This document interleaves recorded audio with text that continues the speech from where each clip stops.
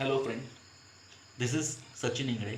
Once again, would like to welcome you to your YouTube channel. Today, we are going to move forward with our virtual work concept. In the previous lecture, we have studied that the virtual work is used to solve the equilibrium problems. So let us move forward and let us try to go more in detail. Suppose, suppose this is the body, any type of body on which there are certain force F1, F2, F3 and say F4. These forces are acting over the body, but this body is in equilibrium. That means it is not going to move. Okay. So if somebody asks you that I had given you the forces F1, F2 and F4 and you have to calculate the force F3. If somebody asks you, okay, so you can use the concept of summation of horizontal forces, summation of vertical forces and summation of movement. All the components should be equal to 0 and accordingly you will find the F3 force. But now the question is, can we find this force F3 with the help of virtual work concept? So we are going to study that today. Are you getting it? Okay. So let us move forward. Now consider that we are going to have only one force acting over the body, say F1. As this force is acting over the body in this direction, it will try to move the body in this direction. Okay. So let us assume that it has displaced the body this much in this direction. Let it be ds1, the displacement of the body, let it be ds1 as the force F1 is acting on it. Similarly, if we are going to just consider F2 force acting over the body, it will try to move the body or displace the body in this direction. Okay, let that displacement be ds2. Also, now you might have got it. This is an unknown force which we have to calculate. Let the displacement be ds3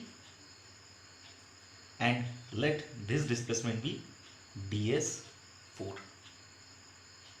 Okay, now let us talk about the virtual work. Okay, so we know work done is equal to force into displacement. So force, if we are going to talk about F1 force, it will be F1 into displacement will be ds1. Similarly, for F2, it would be F2 ds2. For F3, it would be F3 ds3, and for F4, it would be F4 ds4. Okay, but actually the body is not going to move. That means displacement will be 0. Only the forces are acting over the body, and these forces are such that the body is not going to move in any direction, so displacement will be 0. So all the forces which we are going to act over the body, they are not going to move the body at all. So work done would be 0. Are you getting it? Work done would be 0. This means that summation of all the work done on the body, that should be equal to 0. That means work done by all the forces, summation of work done by all the forces on a particular body it is going to be 0. So this is the basic concept regarding work done. So work done on the body, once again I would like to tell you, work done on the body is going to be 0. Summation of work done. That means all the forces which are going to act on the body, they will try to displace the body, but the forces are acting in such a manner that the body is not going to displace. So the work done would be 0. Have you got the concept? Okay. So friends, we have studied all the concept related to virtual work. But now we have to solve the problem. And for solving the problem, we need a standard procedure. तो हमें virtual work के problem solve करने के लिए कौन सी procedure है और उसे कैसे अप्लाई करना है, वो हमें ये टॉपिक में पढ़ना है. तो मैं आपको प्रोसीजर भी बताऊंगा और साइमल्टेनियसली वो प्रोसीजर को एक आधे प्रॉब्लम के ऊपर अप्लाई करके भी बताऊंगा, जिसकी वजह से आपको समझ जल्दी आए. ओके, तो देखिए, तो ये हमारा प्रॉब्लम है. चलिए पहली कंडीशन देखते हैं. उन्होंने कहा है take any fix point in a problem as origin. हमें ऐसा पॉइंट एज अ ओरिजिन लेना है जो फिक्स है, जो हिले ना. चलिए देखते हैं. सपोज ये मेरा पॉइंट ए है, ये मेरा पॉइंट बी है और ये मेरा पॉइंट सी है. तो अगर मैंने फोर्स अप्लाई कर दिया तो बॉडी, सपोज वर्चुअल वर्क है तो सब सपोज में रहने वाला है. तो सपोज ये बॉडी हलने लग गई, ये पूरी की पूरी सिस्टम हलने लग गई, तो इसकी वजह से ये ऐसा शिफ्ट हो जाएगा सिस्टम सपोज. तो इसका मतलब बी पॉइंट जो है हमारा, सॉरी थोड़ा सा ज़्यादा ही शिफ्ट कर दिया मैंने इसको. तो बी पॉइंट है जो हमारा, वो यहाँ से यहाँ पे चले जाएगा, और सी पॉइंट है जो हमारा, वो यहाँ से इधर चले जाएगा. पर ए पॉइंट ऐसा है जो जगह से हलने वाला नहीं है, और उन्होंने वही बोला हमें कि ऐसा पॉइंट ओरिजिन कंसिडर कीजिए जो हलने वाला नहीं है. तो हमारा ए पॉइंट हलने वाला नहीं है, तो मैं वहाँ पे मेरा ओरिजिन कंसिडर करता और वहाँ पे मैं मेरी एक्सिस निकालता. So this will be my Y axis and this will be my X axis. I hope आपको समझ में आ रहा. ओके, अब नेक्स्ट पॉइंट क्या कहता है भाई, आपके जो पॉइंट है जहाँ पे फोर्स लग रहे हैं उनके कोऑर्डिनेट्स निकालिए. तो फोर्स कितने जगह पे लग रहे हैं हमारे, फोर्स लग रहे हैं ये सी पॉइंट पे विच इज़ क्यू, और ये बी पॉइंट पे विच इज़ पी फोर्स. तो उनके हमें कोऑर्डिनेट्स निकालना है. ओके, तो ये जो बी पॉइंट के कोऑर्डिनेट है ये कौन से आएंगे, तो ये हो गया मेरा एक्स कोऑर्डिनेट, और ये हो जाएगा हमारा वाई कोऑर्डिनेट बी पॉइंट के लिए. तो वो आ जाएगा बी या फिर X B Y B. Similarly C point के लिए हमारे कोऑर्डिनेट कौन से आ जाएंगे, एक्स सी वाई सी. तो ये तो आपको पता ही है, बचपन में भी हमने सॉल्व किया है कोऑर्डिनेट कैसे निकालते हैं एक आधे पॉइंट का. ओके, पर इसके आगे अभी थोड़ा सा ट्विस्ट है. तो वो क्या है, उन्होंने बताया है, जो तीसरा पॉइंट है उन्होंने क्या बताया है कि भाई जो फोर्स है जो डायरेक्शन में जा रहा है वही डायरेक्शन का कोऑर्डिनेट लीजिए. तो सपोज ये पी फोर्स है, ये कौन से डायरेक्शन में जा रहा है, नीचे के डायरेक्शन में. इसका मतलब अलोंग वाई एक्सिस जा रहा है, तो वाई कोऑर्डिनेट लेना है. अगर फोर्स हॉरिजॉन्टल है तो उसका एक्स कोऑर्डिनेट लेना है. तो ये फोर्स पी वाई डायरेक्शन में जा रहा है, तो इसका मतलब हमें इसके x कोऑर्डिनेट से मतलब नहीं। ये फोर्स Q x डायरेक्शन में जा रहा, तो हमें इसके y कोऑर्डिनेट से मतलब नहीं। ओके, समझ में आया? तो अभी आगे का कंसेप्ट हमें पता है, work done is equal to force into displacement, बराबर है फोर्स इनटू डिस्प्लेसमेंट।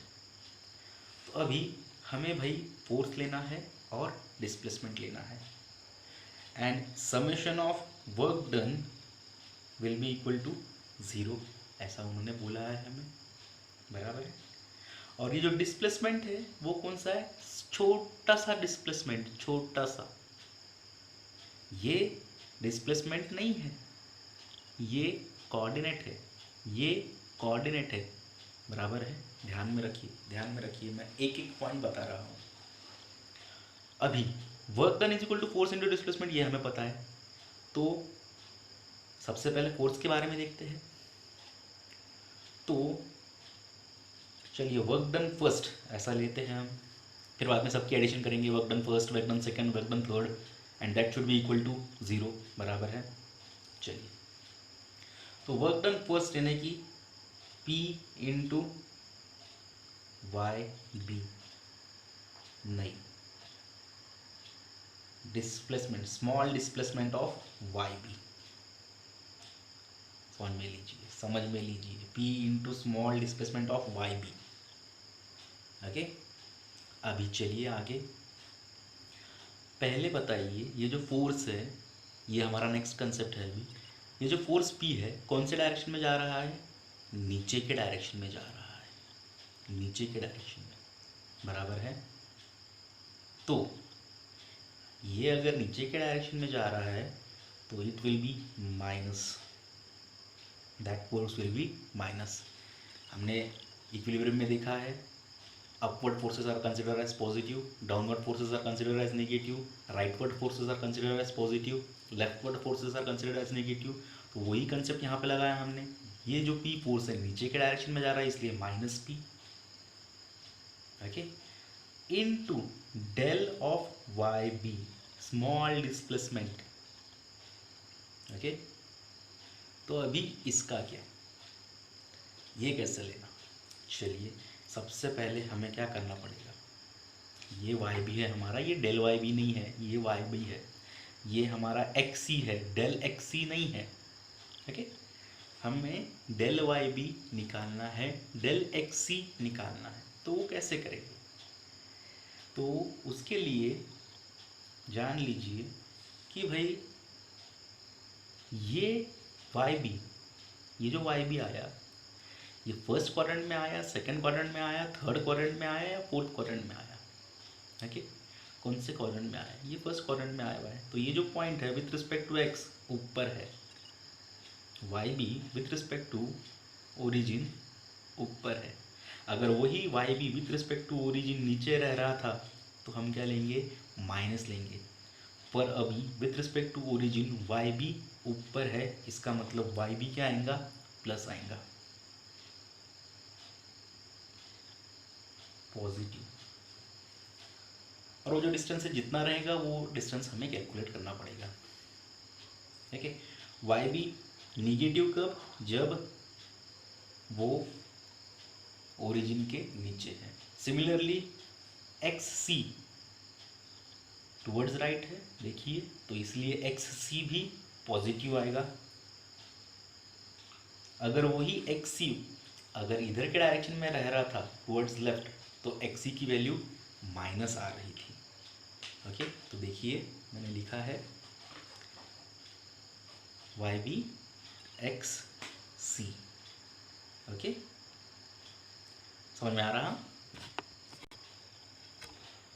अब बात है वाई बी हो गया, एक्स सी हो गया, पर हमें क्या होना?